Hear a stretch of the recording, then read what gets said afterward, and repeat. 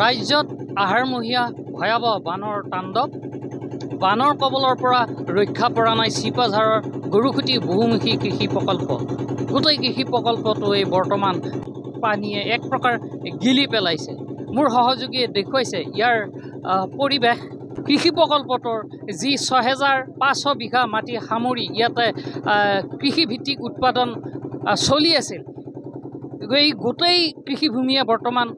ব্ৰহ্মপুত্ৰৰ বাঢ়নি পানীৰ কবলত পৰিছে বৰ্তমান সময়তে কেইবাবিধো খেতি ইয়াত লগোৱা হৈছিলে এই সকলোবোৰ ইতিমধ্যে সংহাৰী মানে নিশাটোৰ ভিতৰতে বুঢ়াই পেলাইছে মোৰ সৈতে আছে কৃষি প্ৰকল্পটোৰ চোৱা চিতাৰ দায়িত্বত থকা এগৰাকী বিষয়া তেওঁৰ পৰা আমি সবিশেষ জানিম কি কি খেতি আছিল বৰ্তমান ইয়াতে আমাৰ বৰ্তমান মাকৈ খেতি আছিলে প্ৰায় 200 বিঘামান আৰু আমাৰ যিটো বাগিচা খেতি বুলি কোৱা হয় কলৰ বাগান আছিলে নেমুৰ বাগান আছিলে অমিতাৰ বাগান আছিলে এইসমূহ বৰ্তমান পানীৰ তলত গুচি গৈছে মুঠ কিমানখিনি লোকচান হ'ব বুলি অনুমান কৰিব পাৰি আমি যিটো ধৰ ইয়াৰ আগত আমাৰ খেতিত উৎপাদিত সামগ্ৰী বিক্ৰী কৰি পাইছোঁ সেইফালৰ পৰা আমি প্ৰায় অনুমান কৰিছোঁ 200 বিঘা মাটিত প্ৰায় 40 লাখ টকা এটা আমাৰ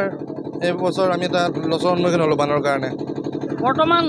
যিখিনি পশুধন আছিল সেইখিনি ব্যৱস্থা কি কৰা চাওক আমাৰ পশুধনখিনি আমি য'ত ৰখা হয় সেইখিনি নিশ্চয়কৈ ওখ ঠাই হয় যদিও সেই আমাৰ যি গাই গৰুসমূহ আছিলে সেইসমূহে খাবৰ কাৰণে বৰ্তমান ঘাঁহৰ অভাৱ হৈছে আমি কিমান আছিল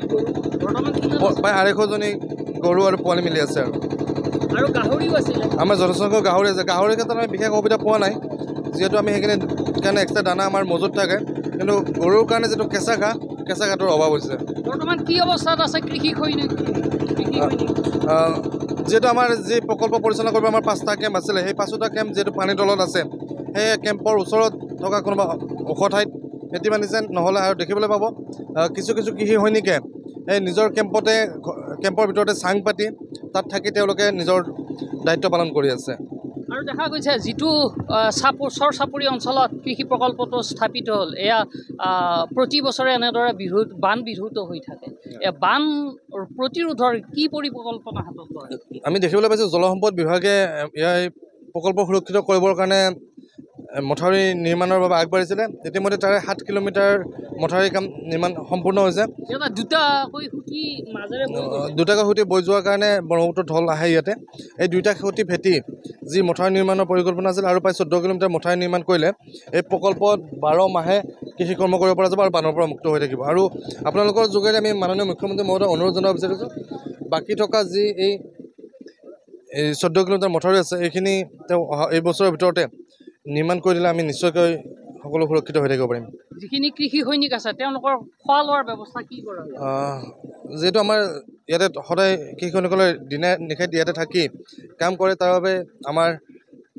পৰিচালনা সমিতিৰ তৰফৰ পৰা তেওঁলোকক খোৱাৰ ব্যৱস্থাটো কৰা হয় আৰু ইতিমধ্যে আমি কেম্পত তেওঁলোকৰ কাৰণে খোৱা ৰেচন যথেষ্ট পৰিমাণে মজুত ৰাখিছোঁ আৰু আজিও কিছু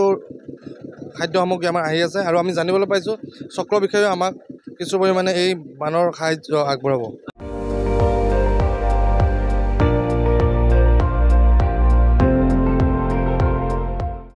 আপুনি চাই আছে ND24